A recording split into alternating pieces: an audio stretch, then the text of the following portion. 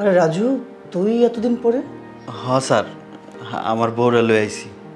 আরে ভাবি, আসসালামু আলাইকুম। ভাবি দাঁড়িয়ে আছেন কেন? বসুন না, বসুন। কি রে, বস। না স্যার, আমি এখানে ঠিক আছি। বস বলছি।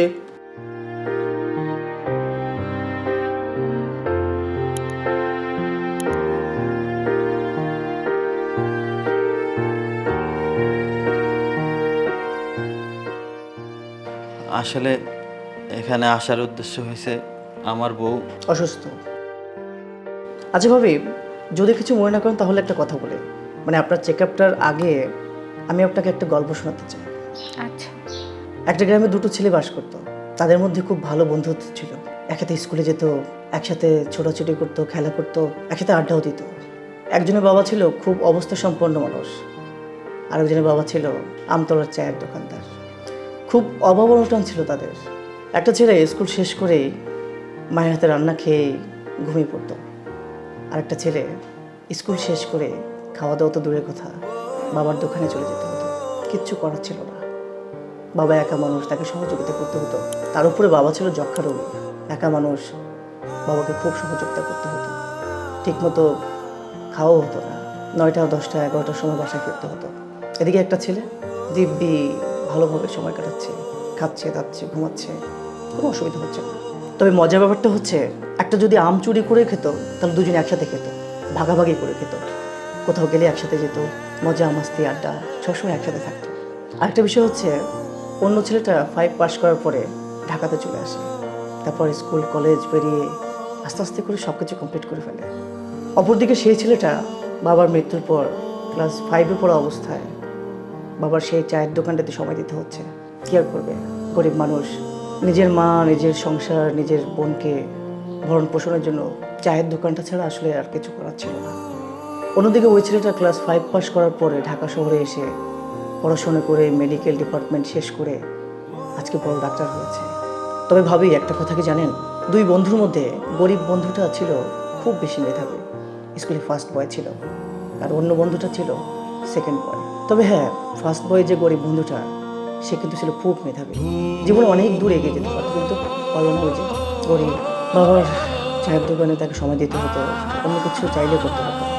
অন্যদিকে সেই বন্ধুটা জীবনে অনেক দূর এগিয়ে গিয়েছিল। আপনি কি জানেন সেই ছেলেটিকে? কে? রাজু, এদিকে না স্যার, আমি এখানে ঠিক আছি। তোকে আসতে বলেছি।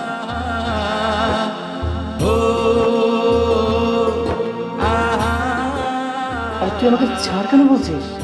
তুই তোমার বন্ধু, তুই তোমার ভাই। তোকে স্যার বলবো না তো কি বলবো বল? তুই বিদেশে অনেক বড় ডাক্তার হয়েছিস, ডাক্তার হয়ে দেশে ফিরছিস, সে খবর আমি পেয়েছি। কিন্তু তোর সামনে এসে দাঁড়াবো সেই সাহস আমার নেই।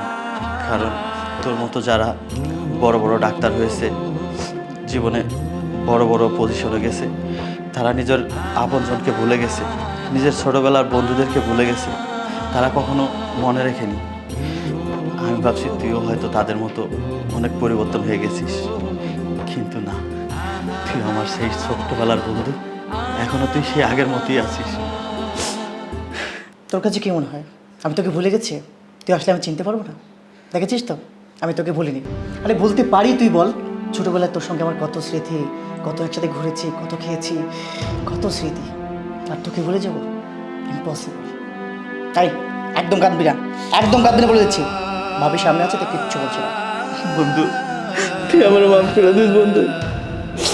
আমি তোকে ভুল করছি, আমি মনে করছি তুই আমাকে ভুলে গেছিস, কিন্তু আমার ধারণা যে তুই সে আমার আগের বন্ধুই আছিস। আচ্ছা, হয়েছে হয়েছে। যা সামনে গিয়ে বস, যা।